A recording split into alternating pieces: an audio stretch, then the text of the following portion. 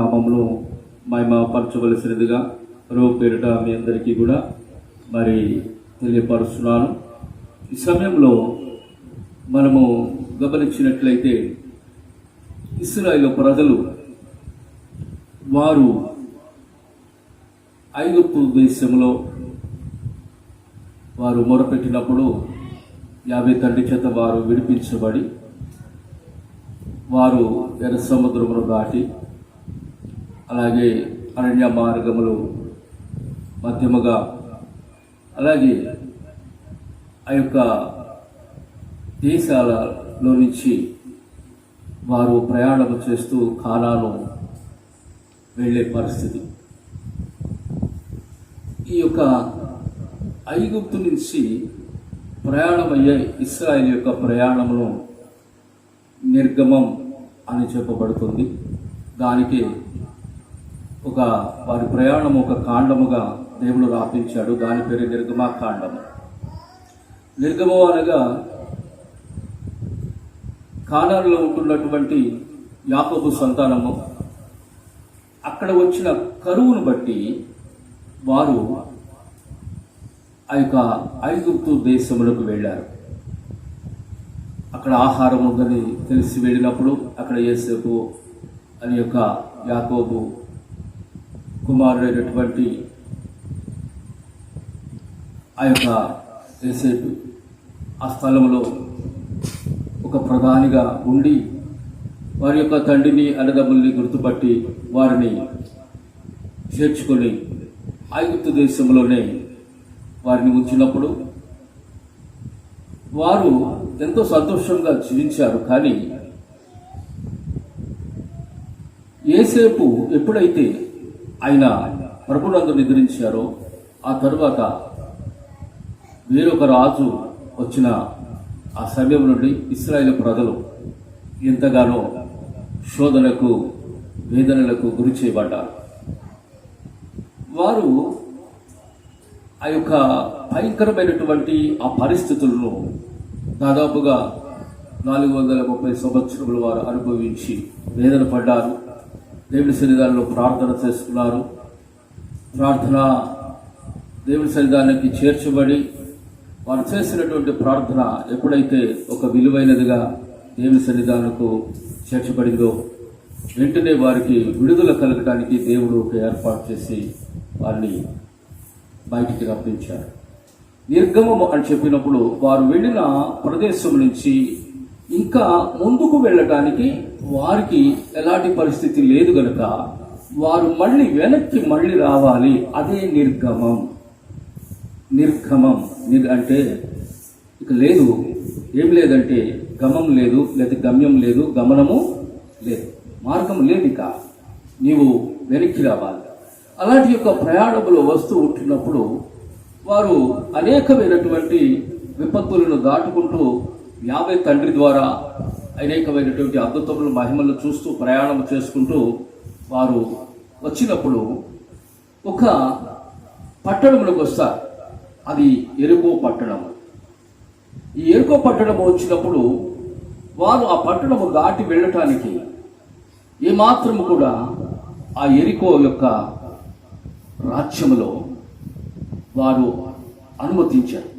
అలాంటి యొక్క పరిస్థితిలో వారు దేవునికి ప్రార్థన చేసినప్పుడు వారు ఆ పట్టణము ఎలా ఉంది, ఏ విధముగా ఉంది చూడాలి. చూసి దానిని మనము ఎలా జయించగలము, లేక యావే తండ్రి ఆ పట్టణాన్ని మనకి ఎలాగ అప్పగిస్తాడు. అలాంటి యొక్క ఆలోచనలో మరి వేగులు వారిని పంపించారు. పంపించినప్పుడు మరి కొంతమంది వెళ్ళినప్పుడు వారు తీసుకొచ్చిన రిపోర్ట్ ఏంటంటే ఈ జనులు ఉన్నత దేహులు, ఆ యొక్క ప్రజల మధ్య మనము గనక యుద్ధం చేస్తే మనమందరం కూడా చనిపోతామని యొక్క విషయాన్ని తీసుకుని వచ్చారు. కానీ వెళ్ళిన వారిలో యెహోషువ, కాలేబు ఉన్నారు. వారు ఏం చెప్పారంటే ఆ యొక్క పట్టణము నిశ్చయముగా యావే మనకి అప్పగిస్తాడు. దేవునికి మహిమ కలుగును గాక. హల్లెలూయా. అంటే ఏం చేశారు? దేవుని యొక్క ఆ యొక్క బలమును ప్రసిద్ధి చేయనట్లుగా, దేవుని మహిమను ఎల్లడిపరచునట్లుగా ఆ పట్టణము నిశ్చయముగా మనకి అప్పగింపబడుతుందనే విశ్వాసముతోటి వారు మాట్లాడారు.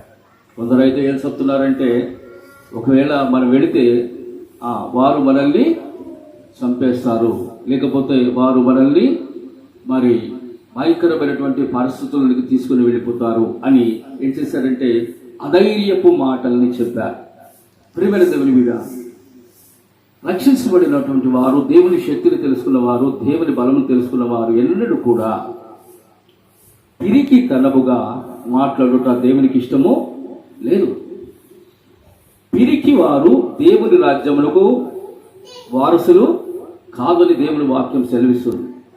ఎప్పుడైనా కూడా నీవు దేవుని యొక్క సన్నిధానంలో దేవుని చేత ఏర్పరచబడి దేవుని చేత ప్రయాణము చేయటను ప్రారంభించావు అంటే నీ ప్రయాణంలో అడుగడుగులు కూడా దేవుని యొక్క సన్నిధి నీతో కూడా ఉందని నువ్వు జ్ఞాపకం చేసుకోవాలి.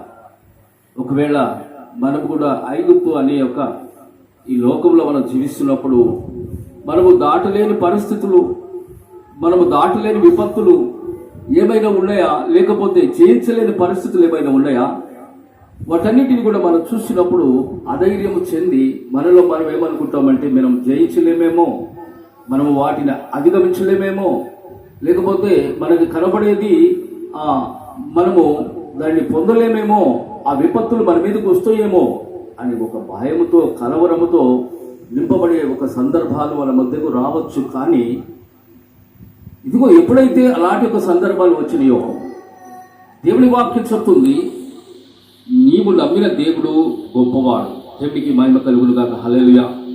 నీవు నమ్మిన దేవుడు గొప్పవాడు కనుక నిన్ను ఆయన గెలిపిస్తాడు, ఆయన నిన్ను నడిపిస్తాడు, ఆయన నిన్ను గమ్యము చేరు వరకు కూడా ఆయన నీతో కూడా ఉంటాడు.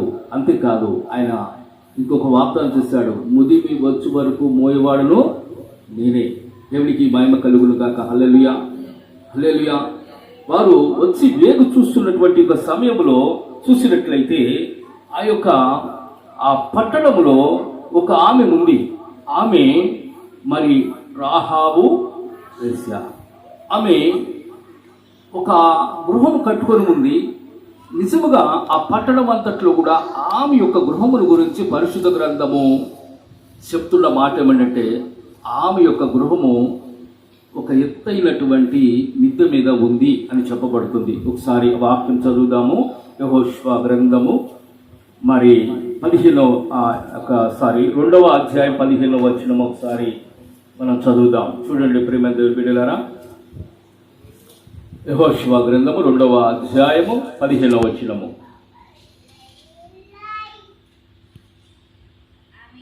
ఆమె ఇల్లు పట్టణపు ప్రాకారము మీద నుండెను, ఆమె ప్రాకారము మీద నివసించున్నది గనుక త్రాడు వేసి కిటికీ ద్వారా వారిని దింపెను. దేవునికి మహిమ కలుగును గాక. హల్లెలూయా. ఇక్కడ రాహాబు వేశ్యల గురించి మనం చూసినప్పుడు పరిశుద్ధ గ్రంథం చెప్తున్న మాట ఏమంటే, ఆమె ఆ పట్టణములో ఒక ప్రాకారం మీద ఉంది అని చెప్పబడుతుంది. ఆ ప్రాకారం మీద ఉన్నటువంటి ఆమెను మనం గమనించినట్లయితే ప్రాకారము అనేది ఒక ఎత్తైనటువంటి ఉన్నతమైనటువంటి మనస్తత్వములకు సాదృశ్యమై ఉన్నది. ఎందుకంటే ఆ ప్రాకారము అనేది ఒక రక్షణకు సాదృశ్యమై ఉన్నది. అలాగే దాని పైన ఉన్నటువంటి గృహము ఉన్నతమైనటువంటి ఒక విశ్వాస ప్రమాణములకు సాదృశ్యమైంది. దేవునికి మహిమ కలుగును గాక. హల్లెలూయా. కనుక ఆమె ఏం చేస్తుందంటే ఆ యొక్క ప్రాకారం మీద మిద్దె మీద ఉండి ఆమె యొక్క మరి జీవనమునకు ఆమె యొక్క ఉపాధిని కలిగి ఉంది. ప్రపంచంలో చాలా మంది చాలా ఉపాధులు కలిగి ఉంటారు. ఆమె కూడా ఒక ఉపాధి కలిగి తాను పోషించుకొనొచ్చు, తన కుటుంబాన్ని పోషించుకొనొచ్చు. ఆమె యొక్క శారీరక మాలిన్యముల్లో ఆమె జీవించినప్పటికీ కూడా ఆమె ఆత్మ పవిత్రముగా కాపాడుకుంటూ ఉంది. దేవునికి మహిమ చెల్లిద్దాం. హల్లెలూయా. అందుకని యావే తండ్రి కూడా ఏం చేశారంటే, ఎవరైతే యావే తండ్రికి నిజమైన ఏగులు వారు ఉన్నారో వారు ఆమె యొక్క ఇంటి దగ్గరికి వెళ్ళటం అనేది మార్గదర్శకమైంది.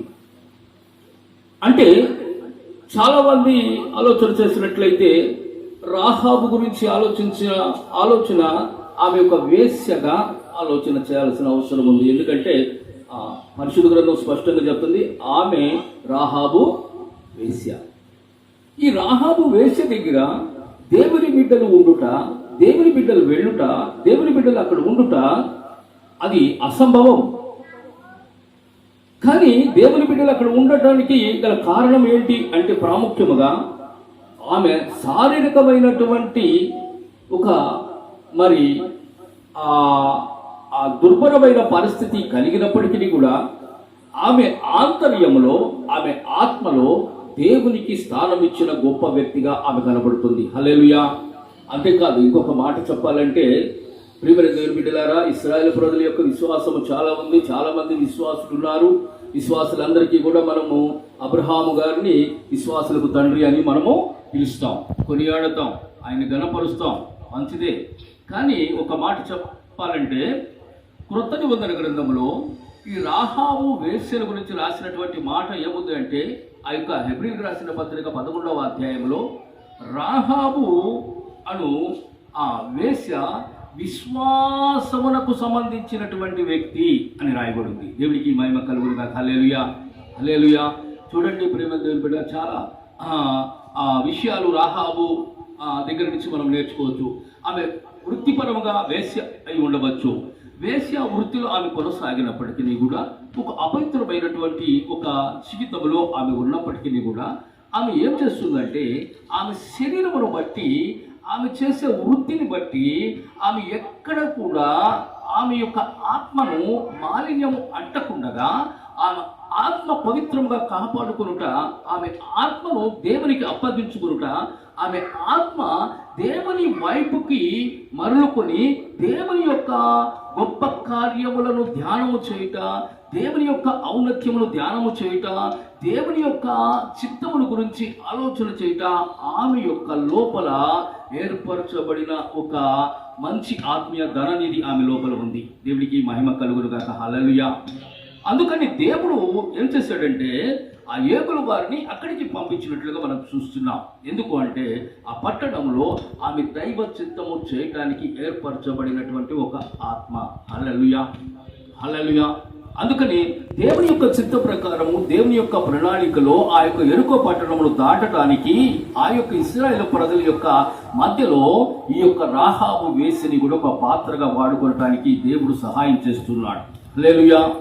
ప్రియమైన దేవుని బిడ్డ, మన యొక్క జీవితంలో కూడా మనము కూడా ఒకవేళ దేవుని యొక్క సన్నిధానంలో రక్షించబడి దేవుని యొక్క సన్నిధానంలో మనం నడిచినప్పటికీ కూడా ఆయా సమయాల్లో, ఆయా పరిస్థితుల్లో నీ యొక్క శరీర స్వభావమును, శారీరకమైనటువంటి మానసిక పరిస్థితులు నీ అదుపు తప్పి ఉండవచ్చు, నీ అదుపులో లేకపోయి ఉండవచ్చు. ఒకవేళ దేవుని సన్నిధానంలో దేవునికి నీవు దుఃఖాక్రాంతుడుగా కానీ, దుఃఖాక్రాంతురాలుగా కానీ, లేదా దేవుణ్ణి మరి బాధపరిచే ఒక వ్యక్తిగా కానీ నీ జీవితంలో నీవు ఉన్నప్పటికీ కూడా, ఇక్కడ నీవు గనక దేవుని సన్నిధానంలో నీ ఆత్మను గనక రక్షణలో కాపాడుకునే విధముగా ఎల్లప్పుడూ కూడా దేవుని సన్నిధానంలో నిన్ను నీవు కనపరుచుకొని దేవుని యొక్క రక్షణ కొరకు ఎల్లప్పుడూ కూడా నీవు నీ ఆత్మలో మూలిగినట్లయితే, నీ ఆత్మలో ప్రార్థనా పూర్వకంగా ఉన్నట్లయితే, నీ ఆత్మలో గనక పరిశుద్ధమైనటువంటి స్థితిలో ఉన్నట్లయితే, నీ ఆత్మ చేత నీ శారీరక మాలిన్యములు కూడా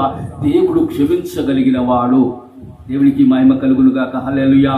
ఎంత భయంకరమైనటువంటి ఆ వేశ్య యొక్క జీవితంలో ఉన్నప్పటికీ కూడా ఆమె దేవుని చేత కృప పొందింది, దేవుని చేత రక్షించబడింది, దేవుని చేత ఆమె మరి దేవుని సన్నిధానంలో ఆమె ఉన్నతమైనటువంటి స్థానాన్ని అనుభవించగలిగింది. చూడండి, ఆ యొక్క హెబ్రీయులకు రాసిన పత్రిక కూడా 11వ అధ్యాయము 31వ వచనం చదవండి. విశ్వాసమును బట్టి రాహాబను వేశ్య వేగుల వారిని సమాధానముగా చేర్చుకున్నందున అవిధేయులతో పాటు నశింపకపోయెను. దేవునికి మహిమ కలుగునుగాక. హల్లెలూయా. చెప్పండమ్మా, హల్లెలూయా. చూడండి, ఆమె విశ్వాస సంబంధమైనటువంటి ఒక జీవితంలో ఎలా ఉంది అంటే, ఆమె వేగుల వారిని సమాధానముతో చేర్చుకుందంట. ఎలా చేర్చుకుంది? సమాధానంతో చేర్చుకుంది. కనుక మరి దేవుని సన్నిధానంలో ఆమె వారి సమాధానంగా చేర్చుకునటమే కాదు కానీ మరి వారిని ఏం చేసిందంటే ఆ యొక్క శత్రువులకి అప్పగించకుండగా ఆమె యొక్క ఆ యొక్క గృహంలో కిటికీ వద్ద నుంచి వారిని కిందకి దించి వారిని రక్షణ వైపుకి నడిపించినట్లుగా మనం చూస్తున్నాం. 17వ వచనము కూడా మనం చూసినట్లయితే ఆ యొక్క యెహోషువ గ్రంథం 2వ అధ్యాయము 17వ వచనము, ఆ మనుషులు ఆమెతో ఇట్లనిరి, ఇదిగో మేము ఈ దేశమునకు వచ్చువారము గనుక నీవు మా చేత చేయించిన ఈ ప్రమాణం విషయమై మేము నిర్దోషులు మగునట్లు నీవు మమ్మను దించిన ఈ కిటికీకి ఈ ఎర్రని దారమును కట్టి నీ తండ్రిని, నీ తల్లిని, నీ అన్నదమ్ములను, నీ తండ్రి ఇంటి వారినందరినీ నీ ఇంట చేర్చుకొనుము అని చెప్తున్నారు. దేవునికి మహిమ కలుగునుగా. హల్లెలూయా.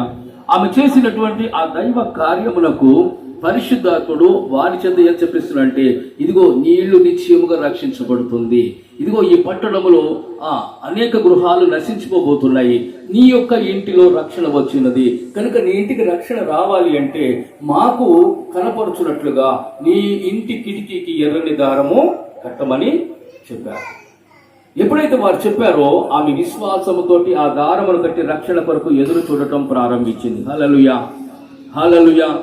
కనుక ఎప్పుడైతే ఆ యొక్క ఎర్రని దారము అక్కడ ఉందో ఆ యొక్క ఎర్రని ద్వారము ఏం చేసిందంటే ఆమె కుటుంబాన్ని రక్షించింది. ఆ యొక్క పట్టణంలో భయంకరమైన యుద్ధము ప్రారంభించబడి మరి అనేకులు హతులవుతున్నప్పటికీ కూడా చూసినట్లయితే ఆ కుటుంబము రక్షణ కలిగినటువంటి కుటుంబముగా దేవుడు ఎంచి ఆ కుటుంబము ఆశీర్వదించాడు. దేవునికి మహిమ కలుగును గాక. హల్లెలూయా చెప్దాం. హల్లెలూయా. అలాగే ఆ కింద మనం చూసినట్లయితే, నీవు మా సంగతి వెల్లడి చేయని యెడల నీవు మా చేత చేయించిన ఈ ప్రమాణము విషయములో మేము దోషులము కామని చెప్పిరి. దేవునికి మహిమ కలుగును గాక. హల్లెలూయా. ఆమె దేవునితో ఒక ఒడంబడిక చేసి దేవుని యొక్క బిడ్డలతో ఒక సహవాసము కలిగి ఆ సహవాసములో ఆమె గాని లేకపోతే వారు గాని దోషులు కాకుండా దేవుని సన్నిధానములో నిలవబడి ఉన్నారని మనం చూస్తున్నాం. దేవునికి మహిమ కలుగును గాక. హల్లెలూయా. అంతేకాదు 19వ వచనములో ఆ కింద లైన్ లో మనం చూసినప్పుడు, అయితే నీ యొద్ద నీ ఇంటనున్న ఎవనికే గాని ఏ అపాయమైనను తగిలిన యెడల దానికి మేమే ఉత్తరవాదులము. ఎందుకు ఆ మాట చెప్తున్నారంటే, వారు నీవు ఇంటిలోనే ఉండాలి, ఇంటిలోనే ఉండాలి. ఎక్కడ ఉండాలి చెప్పండి? ఇంటిలోనే ఉండాలి. ఇంటి బయటికి వచ్చినప్పుడు బయటికి వచ్చిన వారితో మాకు సంబంధం లేదు, వారి కత్తి వాత చనిపోవచ్చును, మరణించవచ్చును, కనుక నీవు ఎక్కడ ఉండాలి? ఇంట్లోనే ఉండాలి. చూడండి ప్రియమైన దేవుని బిడ్డలారా, ఆ యొక్క దేవుని యొక్క సన్నిధానంలో రాహాబు వేశ్యకు ఆమెయు ఆమె కుటుంబంలో కూడా ఆ గృహములో ఉంటున్నప్పుడు ఆమె రక్షింపబడినదై రక్షణలో ఆమె ఆ దేవుని సన్నిధానంలో ఉండునట్లుగా దేవుడి ఏర్పాటు కలిగి ఉంది. ఈ రోజున మనము కూడా మన యొక్క పరిస్థితులను బట్టి కూడా మనం ఏం చేయాలి? మనము మన గృహాల్లో ఉండి మన గృహాలలో దేవుని యొక్క రక్షణ కనపరుచున్నట్లుగా, దేవుని యొక్క రక్షణ మనం పొందునట్లుగా, దేవుని కాపుదల మనం పొందునట్లుగా, రాహాబు వేస ఆనాడు ఏ రకంగా అయితే ఆ యొక్క గృహంలో రక్షింపబడిందో, ఆ గృహంలో ఆ దేవుని యొక్క మహిమను చూసిందో, ఆ గృహంలో దేవుని యొక్క శక్తిని ఆమె కనులారా చూసిందో, అదే విధముగా ప్రియమైన దేవుని బిడ్డలారా ఈ దినాలలో కూడా నీవు దేవుని చేత రక్షించబడినటువంటి వ్యక్తి అయినట్లయితే నీ యొక్క ఇంటికి అనగా నీ యొక్క మరి దేహం అనే యొక్క ఆ గృహమునకు రక్షణ అనే ఆ యొక్క ప్రభు చిందించిన ఆ రక్తము ముద్ర నీ లోపల ఉన్నట్లయితే, ఆ ఎర్రని దారము ఒకవేళ రక్తంలో సాదృశ్యం కనుక అది ఉన్నట్లయితే ఎవరు కూడా నిన్ను ఏమీ చేయలేరని, దేవుని రక్షణలో దాచబడి ఉంటారని దేవుని యొక్క వాక్యము సెలవిస్తుంది. కనుక ఈ యొక్క రాత్రికాల సమయంలో ఈ సబ్బాతు దినములో, అవును ప్రభువా, మేము కూడా మీ రక్షణలో మీ కాపుదల్లో మా గృహాలలో ప్రభువా మిమ్మల్ని స్తుతిస్తూ మిమ్మల్ని కనపరుస్తూ మేము ఉండునట్లుగా ప్రభువా మమ్మల్ని సిద్ధపరిచి మా లోపల కూడా విశ్వాసమును అభివృద్ధి పరచుమని నువ్వు ఉన్న చోట్ల అడిగినట్లయితే దేవుడు నీకు సహాయం చేస్తాడు. అందరూ కూడా ప్రార్థన చేసుకుందాం. మోకరించినట్లయితే ప్రార్థన చేసుకుందాం. మహాపరిశుద్ధమైన తండ్రి, నీ పరిశుద్ధ గణ నామమున కొరకు స్తోత్రం చెల్లిస్తున్నాం ప్రభువా. ఇదిగో తండ్రి, ఈ యొక్క రాత్రికాల సమయంలో మీరు మాకు ఇచ్చిన ఈ యొక్క శ్రేష్టమైనటువంటి సమయమును బట్టి స్తోత్రం. ఈ సబాతు దినమున ప్రభువా, ఈ యొక్క మరి లాక్డౌన్ కారణం చేత ప్రభువా, ఇదిగో నాయనా సేవకుల కుటుంబముగా మేము కూడుకొని, అలాగే విశ్వాస బిడ్డలు ఆయా స్థలముల్లో ఆయా గృహాలలో ప్రభువా కూడుకొని ప్రభువా లైవ్ ద్వారా నాయనా ఈ యొక్క కార్యక్రమం వీక్షిస్తూ ప్రభువా నీ సన్నిధానంలో ఉన్నారు తండ్రి. మీకు స్తోత్రాలు. ఈ రోజునైతే మీరు మాతో మాట్లాడినటువంటి ఆ కొద్ది మాటలను బట్టి మీకు స్తోత్రములు చెల్లిస్తున్నాం ప్రభువా.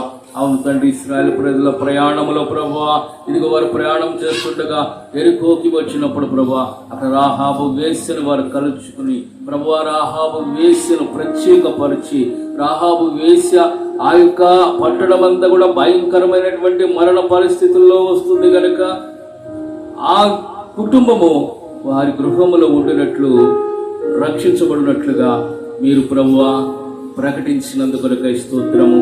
ఈ రోజున కూడా మా యొక్క జీవితంలో మా పరిస్థితులు కూడా ప్రభువా భయంకరముగా ఉన్నప్పుడు తండ్రి స్తోత్రం. ప్రభుత్వాలు చెప్తున్నాయి, ప్రజలు చెప్తున్నారు, ప్రభు అధికారులు చెప్తున్నారు, ఇదిగో గృహాల్లో ఉన్నప్పుడు రక్షణ కలుగుతుంది, ఇంట్లో ఉన్నప్పుడే రక్షణ కలుగుతుంది. కొన్ని వేల సంవత్సరాల క్రితమే రాహాబు వేశ్య తన గృహంలో ఉండి రక్షించబడింది ప్రభువా. అలాంటి యొక్క రక్షణ మాకు, మా కుటుంబాలకి దయచేసి మీ నామమును మాయం పరుచుకొనమని ప్రతి ఒక్కరిని మీ చేతులకు అప్పగిస్తూ యేషువా మెస్సీయ అతి శ్రేష్ఠ పరిశుద్ధ నామములో ప్రార్థిస్తున్నాము తండ్రి. ఆమేన్.